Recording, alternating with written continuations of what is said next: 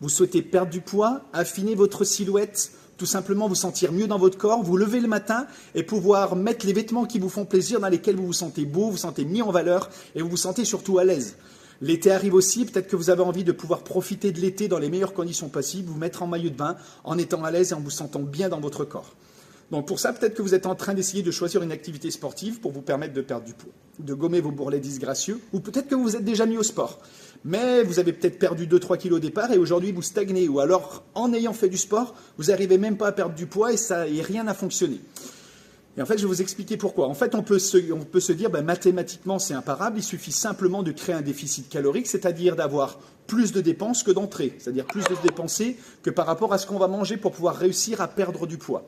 Or, ce n'est pas si simple que ça. Dans une étude parue dans la revue Courant de Biologie, on s'est rendu compte que quand on avait une dépense accrue, c'est-à-dire trop de sport, le corps compensait en abaissant le métabolisme de base. Donc en fait, le métabolisme de base, c'est tout ce que votre corps dépense au repos pour maintenir le corps en activité, à température, etc. C'est plus de 70% de vos dépenses énergétiques. Et il y a le sport, l'activité physique, avec le bricolage, le jardinage et le sport. Et ça, c'est pas plus de 25% de vos dépenses énergétiques. Et on se rend compte que quand cette dépense est largement augmentée, c'est-à-dire qu'on a une dépense accrue par rapport à nos entrées, et surtout quand cette dépense était issue d'activités sportives basées que seulement sur le cardio, donc sur la quantité d'entraînement, par exemple avec de la course à pied, de la marche, du vélo, ou alors des activités fitness uniquement basées sur le cardio, du bike, du step, des cours d'aérobic, body attack, combat, peu importe, toutes ces activités-là basées uniquement sur le cardio, augmentaient les dépenses accrues, donc vous allez perdre un peu de poids au départ, et après vous n'allez plus en perdre parce que vous allez affaiblir votre métabolisme de base. Et avec ça, on affaiblit aussi le système immunitaire, on se sent moins en forme, plus fatigué, on dort moins bien, etc., etc.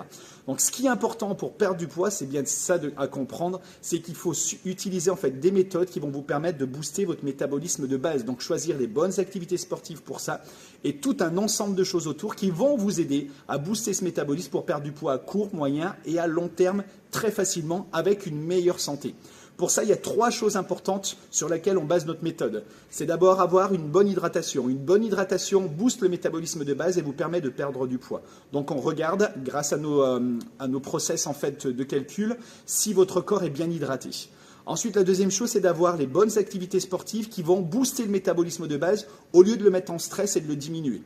Et la troisième chose, c'est de pouvoir avoir une alimentation efficace, plaisir, qui vous permette de booster le métabolisme de base, de ne pas avoir faim et de prendre plaisir dans l'alimentation sans compter les calories, sans compter tout ce que vous allez manger et sans peser. Donc voilà sur quoi est basée notre méthode. Donc,